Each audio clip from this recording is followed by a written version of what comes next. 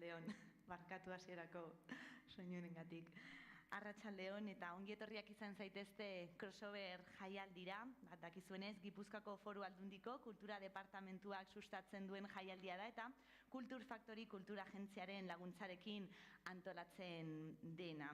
Telesaien kulturari eskainitako jaialdia da eta bakizute askotan esaten da, ez, laugarren pareta hori hautsi nahi dela eta formatu honek uste dut laugarren pareta hori hautsiko duela. Kasi egunero, gaur, ostegunean eta ostiralean ikusle gonbidatu bat izango dugu, beraz, pareta hori hautsi egingo dugu, eta ikuspegi, formatu eta gai ezberdinetatik abiatuta, telesaietara hurbilduko gara. Gaurko ikusle gonbidatua, Arkaitz Kano, zer moduz Arratsaldeon? Oso ondo, Ilenia. Eta ongi etorri crossoverrera. Mila esker. Leno entzuten nun nola zuk zure aurkezpena egiten zenun idazlea, baina nik esango nuke kontalaria. Kontalaria, baino primerakoa, gainera formatu askotan aritutakoa, novelak, ipuinak, saiakerak, poema bildumak ere idatzi eta argitaratu dituzu, eta ikusentzunezkoetan ere arituzea gidoiak idazten, beraz. Kontalaria, historio kontalari, zakit, definizio horretan, ondo aurkitzen zea? Impostore bat nahi dugu guztietan. Ze, klaro, normalean poeten artean gidoilari eta gidoilari artean poeta. Hori oso gauza arraroa da. Nik uste Michel Gaztanbide dela bakarretakoa bi ekipoetan jokatzen duena. Gidoilariak enteratzen badira poesia idazten duzula, eta alderantziz, poetak enteratzen badira gidoietan zabiltzala, gutxietxi egiten zaituzte. Oso korporatibismo arraroa dago bi arloietan. Bai, seriezale amorratua, bai. Edo seriezalea bintzat, bai.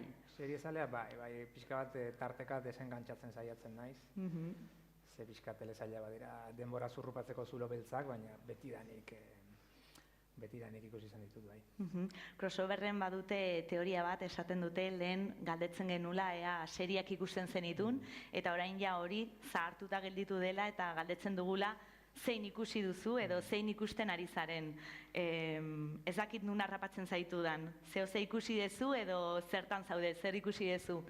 Aspaldi honetan, ari naiz ikusten pixkat musikarekin lotutako gauzak, dela Get Back Beatlesen dokumental hori 7 ordukoa, dela Derry Girls, dela baita ere Pistol ikusi duz, zait gehiagi gustatu azken hau, baina, bueno, musikarekin lotutakoak hola bata bestearen segidan ari naiz kateatzen, ez dakit zergatik.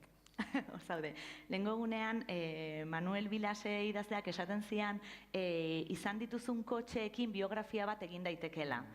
Nahi gidatzea ez zait gustatzen eta nik horretan biografia ez dut ikusten, baina telesaiekin egin daitekela uste dut.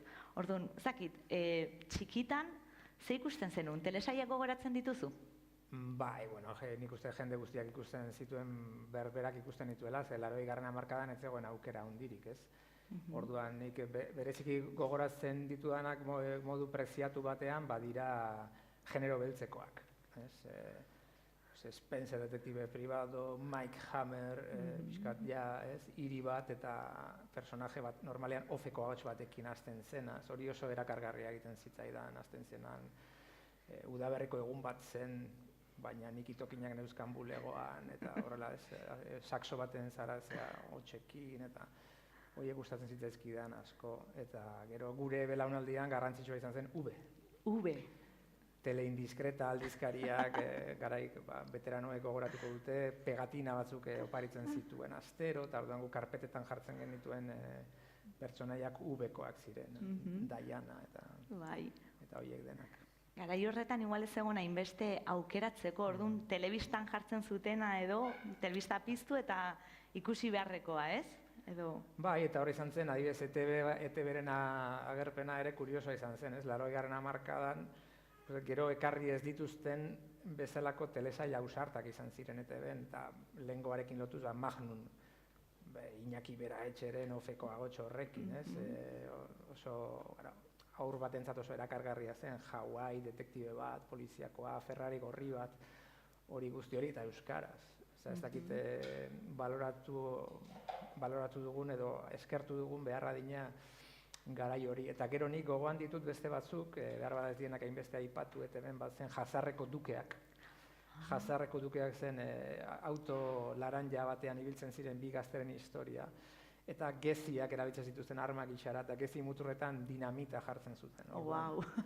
Niretzako hori espektakularra zen, hori imbatiblea zen. Eta gero bazen, nik oroitzen dudan lehenbiziko sitcoma, ETV-en zen V-bikoitz KRP. Irrati batean, Cincinnatiko irrati batean kokatutako sitcom bat zen, desastre bat zen irrati bat.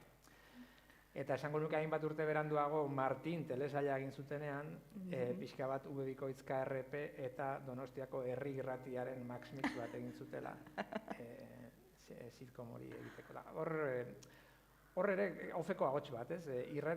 Bitxiga da, ofek irratian bazen norbait hizketan. Eta pixkat irratia, telebistaren barruan, ofeko ahotsa, hor badago zerbait oso literarioa, erakargarria egiten zitzaidana, irudia ez, edo aktore ez, edo akzio, edo peripeziez aratago, ez? Bai.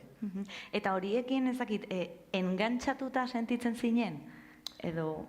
Bai, horretarako iturarik. Beti esaten dut, gure belaunaldian inglesez ikasi genituen lehenbiziko bi hitzak, segurazki the end izan ziren, eta hurrengoak to be continued. Eta to be continued izan amorru asko ematen zuen zerbait zen. Mosten zutenean eskugorri taldea izeneko, ez? Bostak antzeko olako telesail bat bazen, eta hor trama mosten zutenean cliffhangerraren erdian eta itxoin behar zenuenean hurrengo astera arte generalea, hau da, 7 egun, hori oso amorragarria zen. Orduan itxoiten ohitu ginen. Gaur egun ez dakigu itxoiten. Ez, hori, bai, telesaia nola ikusten ditugun gero ere hitz egiteko tartea izango dugu. Eta noiz nabaritu zenun telesaien mundua nolabait aldatzen ari zela eta aukera gehiago zeudela edo beste motatako ere telesaiak zeudela eta hor igual engantxatuagoa zeundela. Eta hor niretzako 80. hamarkadan ja, ez? Hor bazen lehen hitz egiten genuen pixka bat Doktoren Alaska telesailari buruz. Niretzako hori bai izan zen zerbait oso ezberdina ikustea, ez? Espainiako telebistako bigarren katean ematen zuten ordu txikietan. Eta ikasi beharrean, ni badut hor gogoan nire burua ikustea telesail horren kapituluak ikusten. Bata bestearen segidan, ez? Oso telesail argitsua, optimista, baikorra, aurrerakoia esango nuke, oso personaje ezberdinak agertzen zirelako. Baitare irudimen handikoa, surrealista tarteka, ni asko lehiuratu ninduen telesail bat izan zen, ez? Baini O'Connell izeneko emakumezko abiadore zoragarri bat, zeukana protagonistetako bat, eta beste mediku judutar hori. Hor bai ikusten nuen literatura asko zegoela bestalde. Eta inbiri asko eman didan zerbait telesail amerikarretan da, beraien hiriak eta ohiturak agertzeaz aparte, ikusten ditugula batzuetan edo askotan, pertsonaiak irakurtzen. Eta irakurtzen ikusten dugun pertsonaia horiek ari dira beraien literatura amerikarreko liburuak irakurtzen. Eta oso modu naturalea inkorporatzen dute trama hori beraien fikziotara, ez? Nik hori hemengo hori frantsesek egin dezakete, noski. Baina mundu anglosajoitik eta frantsesetik aparte ez dut atzematen hori, ez? Momentu batean, edo Breaking Baden, Walt Whitmanen liburu batek momentu batean daukan protagonismoa, edo gauza horiek inbiria ematen didate. Hori izan zen momentu bat, eta beste momentu bat niretzako kruziala izan zen 6 Feet Under ikusten hasi nintzenean, baita ere telebistan, hauek denak ikusi nituen telebistan, ez DVD-an, ez plataformetan, ez. Eta hor ere oso berandu, ez oso gaizki programatutako saioak ziren, baina hor baita ere ikusten nuen, wow, zer da hau, ez? Kredito tituloetatik hasita, ez? Izango nuke, kredito titulo horiek, 2 metros bajo tierra, kredito titulo horiek bezalakorik, ez dela egin oraindik. Zoragarria zen, hasieratik bukaeraino eta planteamentu hori, ez? Heriotzarekin lotua, umore beltza, oso familia berezia. Kontatu dezuna jendea serietan irakurtzen horrek obsesio txiki bat ere sorrarazi zizun, ezta? Bai, bazen ditu 3 urte ikusten dituen telesail guztietako liburu guztiak apuntatzen. Eta idatzi nuen artikulu bat, momentu batean ja aspertu nintzen eta abandonatu nuen. Baina zerrenda luzea zen edo? Zerrenda oso luzea zen. Baina gutxien espero duzun lekua, Friendsen bertan agertzen dira liburu asko, badago literatura solasaldi bat, kapitulo batean gauzatzen dena, gutxien espero duzun lekuetan agertzen dira, Sopranos telesailean asko irakurtzen dute Carmela Sopranok irakurtzen du New York Times, baina Tony Sopranok irakurtzen du New Jerseyko prensa.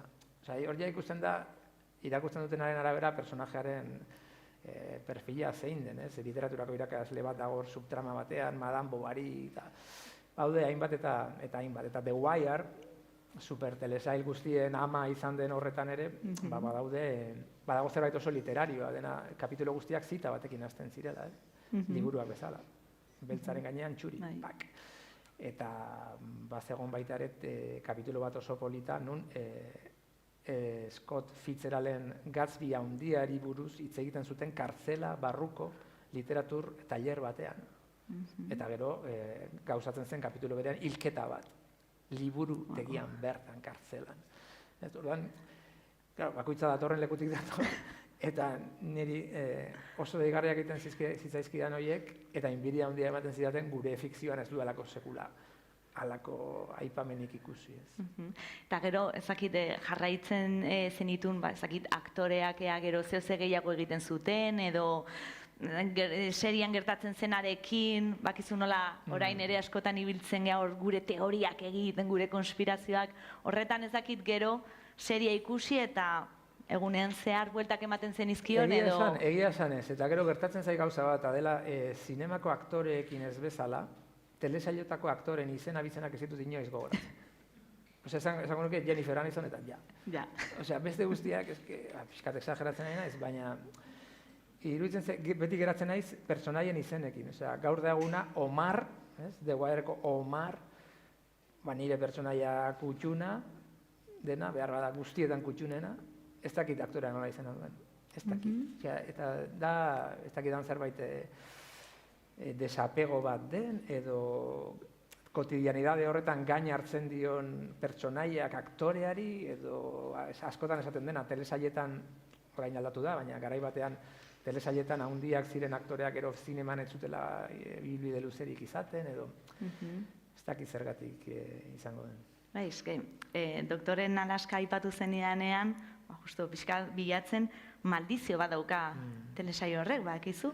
Bere aktoreek ez dute kasi ezer gehiago egin jendeak ez dituelako beste paperetan imaginatzen. Ez dakitzuk bai imaginatzen dituzun horregatik galdetzen dizun. Bai, egia batzuan zurrupatu egiten dituztela, ez? Beste sitcom bat oso gustokoa izan una, Seinfeld izan zen, ez? Beti geratu gara orain Friendsekin katigatuta, ez? Errepikatzen dutela etengabe, baina nik Seinfeldeko humore hori gaiztoagoa zen, ez? Politikoki inkorrektoagoa zen, seria behar bada Luke aldetik ere zaharkituagoa geratu da, baina horre Elaine Benson papera egiten zuela hori bai goan dut Julia Dreyfus edo nola da. Horrek bai egin ditu gero beste telesailak eta, baina hori da, hor zeuden hainbat aktore oso ona. Bai, ez dute zer egin. Kramerrena egiten zuena, eta ez dutenak ibilbide arrakastatxuri behintzat izan. Ez pixkat, beraien grazia egoeran zeudelako, ez hori gertatzen da batzuetan. Oso zaila da talde bat, oso zaila da audiovisualak egitea, ondo. Eta ja, aktoreak ondo egotea, gidoiak ondo egotea, zuzendariak ondo egotea, hori dena elkartzea, bada pixkat kasualidade, talentu nahasketa bat.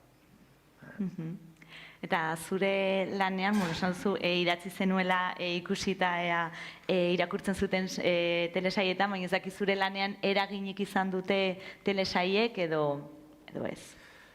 Pixka bat, bai, batzuetan telesaietan entzuten dituzun esaldiak nik erabili lapurtu izan ditut, ez? Adibidez, The Wirera bueltatuz berriro hor badago kontziente nahi zen bat aipatzea batik, ez? Nola, beisbol partidu bat ikusten ari da,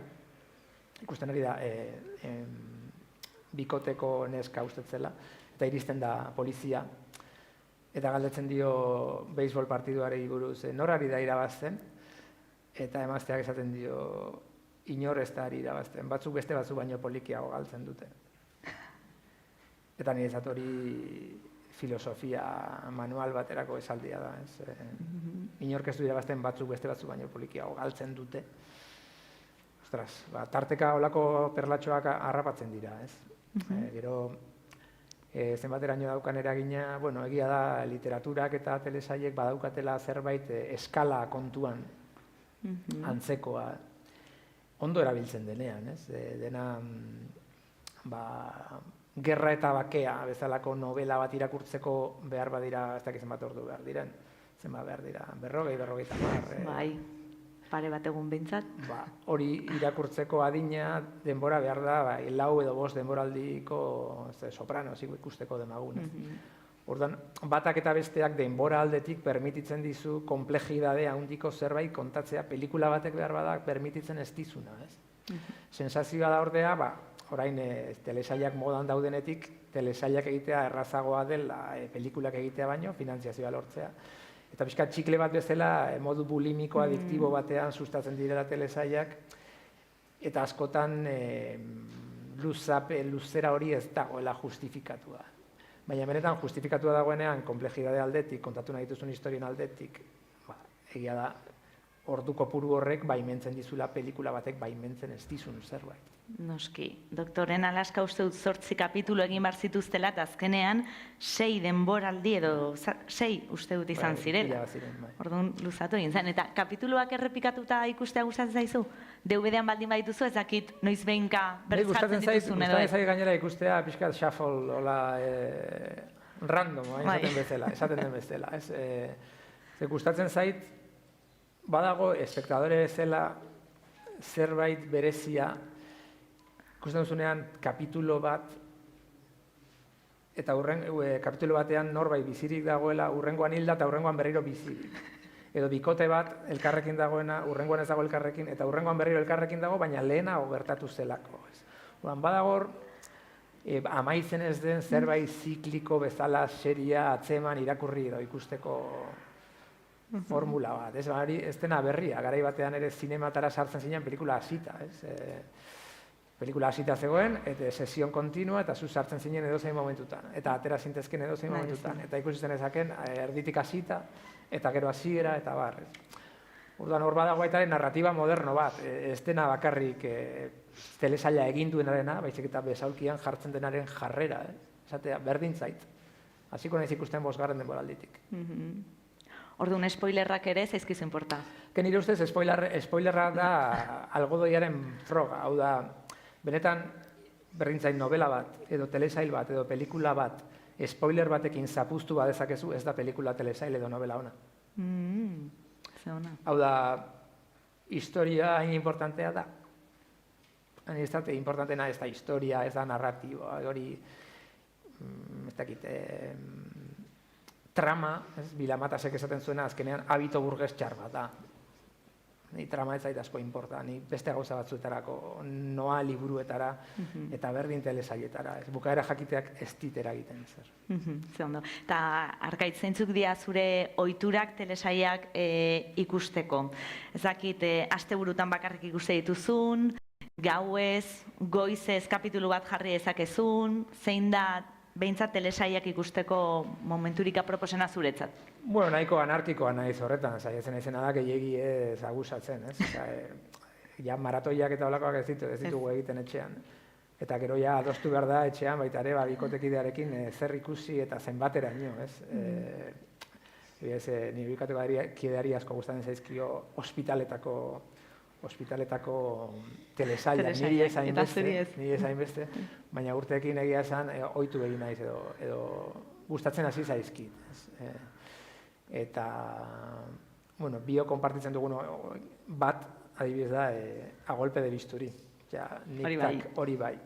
Hori bio gustatzen zaigu. Eta orduan kapitulu bat baino gehiago bai, baino nun dago maratoia izateko muga? Nik uste 2 ez direla maratoi bat, 3-4, ez? 3-4 bai. Bueno, ordu betekoa badira, 3-4, media maraton. Bai. Eta aldituzu telesail bat baino gehiago batera ikusi, edo hori A golpe de bisturi ikusten aintzea, eta hori bakarrik? Ez, ikusi ditzaket 3 edo 4, edo baldin badira ezberdinak, ez? Eskandinaviar bat musikari buruzkoak, sitcom bat, eta oesteko bat, 4 ikusi daitezke batera.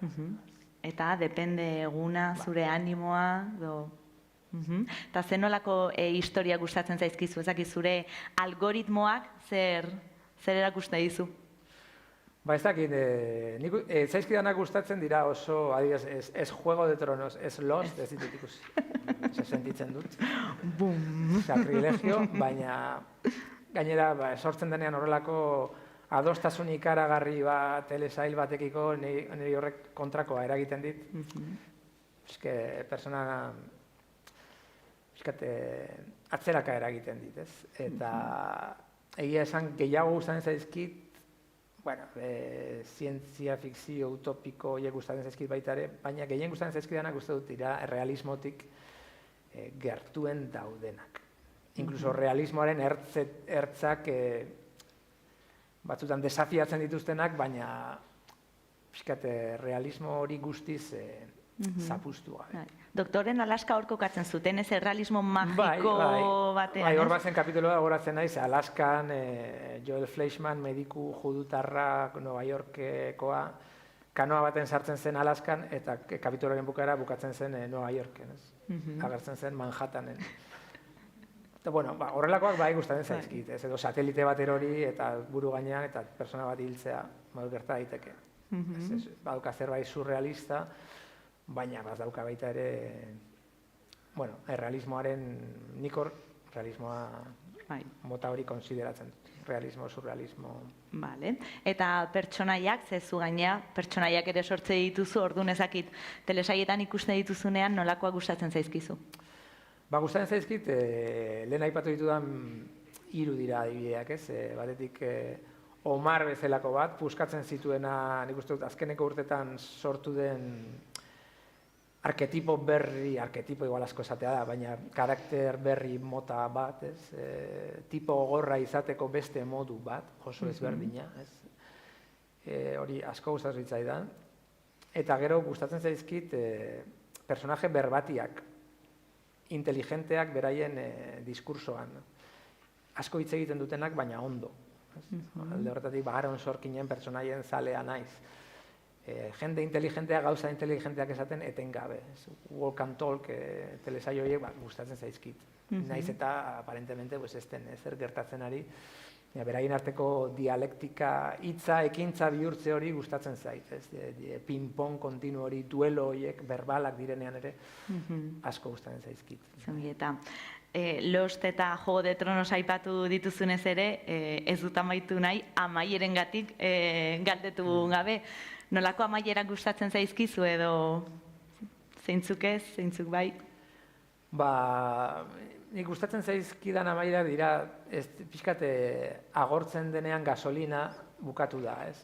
Osea, saiatzen direnean zerbait gehiegi luzatzen dutenean, edo saiatzen direnean zerbait maukatik karta bat ateratzen, horiek nahiago dut izatea agortze bat gehiegi behartu gabe ikusi dugun hori, ez? Seriak badute kotidianidade baten barruan daude, batez ere serie luze horiek, ez? Orduan, azkeneko momentuan saiatzen direnean lako txiribuelta baten bitartez dena aldatzen, horiek asko irritatzen naute. Nahiago dute bukaera arruntago bat. Jende asko haserretu zen Sopranoen bukaerarekin, nire adibidez bukaera hori oso inteligentea egiten zait. Bukaera ireki, ez ireki, formalki bat, baina trama aldetik beste bat. Bueno, horiek gustatzen zaizkit bukaera horiek. Eta gero bukaera keinu ironiko horiek, naiz eta ez diren borobilak ere gustatzen zaizkit. Seinfeld bat nola bukatzen den kartzelan daudelarik pertsonaiak. Baina kartzelan jarraitzen dute stand-up comedy egiten, ez? Bueno, halako fatalismoa gustatzen zait bukaeretan, baina ironia ikutu batekin bada hobe. Baina aserretu ezea aserretzen, ez? Eta egunak hor eztabaidan besteekin, ez? Kasi denbora amaitu egin zaigu, baina, juna horretik Arkaitz, zein da ikusi ez duzun telesaia, baina askotan gomendatu dizutena, eta igual, datorren urterako ikusita ekarriko duzuna.